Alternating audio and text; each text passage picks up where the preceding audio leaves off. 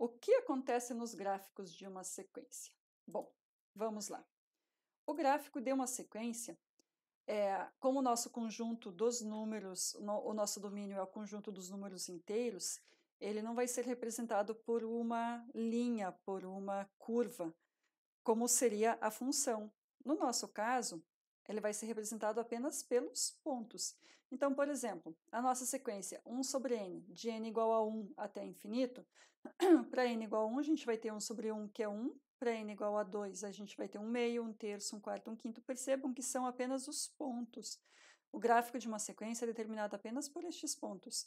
Enquanto o gráfico de uma função, você tem a representação nos números reais. Então, você tem como gráfico a continuidade. Essa é a principal diferença entre uma sequência e uma função, certo? Alguns exemplos para a gente trabalhar com as nossas sequências. O limite de uma sequência. Bom, a ideia de limite de uma sequência é que, como você tem uma sucessão de termos, essa sucessão de termos ela pode estar em um determinado intervalo.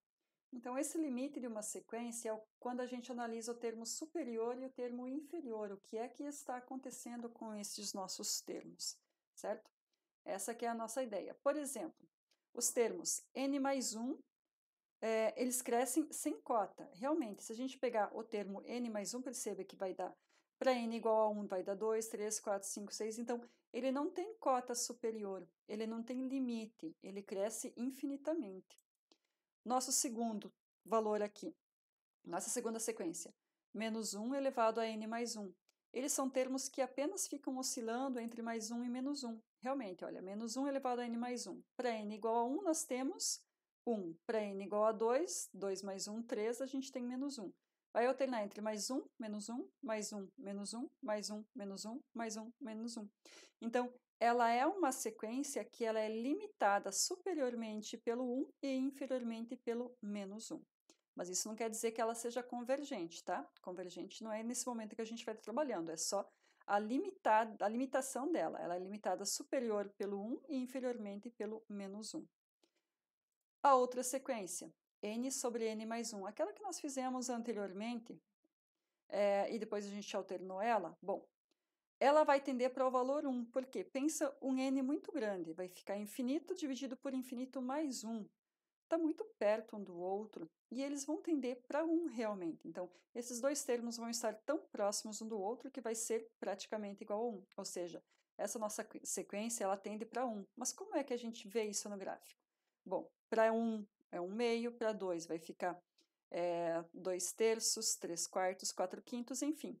Essa sequência está cada vez mais se aproximando do 1. Então, ela é limitada superiormente pelo 1. E inferiormente? Bom, inferiormente, o menor termo que nós temos aqui é 1 meio, então ela tem um limite inferior, que é 1 meio. Ela é limitada superiormente por 1 e inferiormente por 1 meio. E o nosso último caso aqui, 1 mais ou menos 1 meio elevado a n. Bom, percebam que esse menos 1 meio elevado a n, primeiro que ele vai ficar alternando os sinais, né? Entre mais 1, menos 1, mais 1, menos 1, mais 1, menos 1.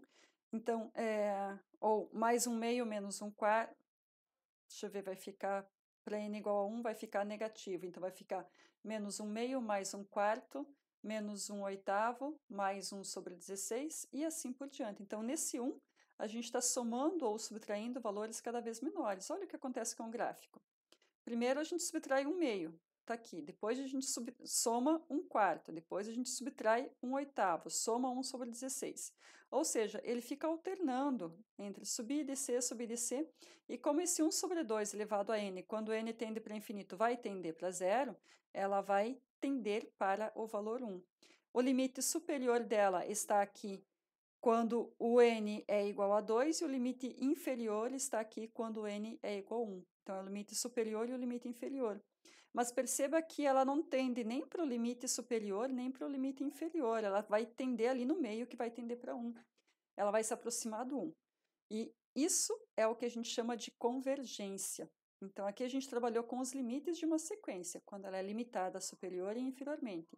A convergência é outra história. A convergência é lá no infinito. O que está acontecendo com ela lá no infinito? Então, é uma outra ideia de como é que a gente vai analisar essa sequência. Mais um estudo que a gente pode verificar, que a gente pode estudar para ver o que está acontecendo com a nossa sequência. E esse limite é o tema para a nossa próxima videoaula, beleza?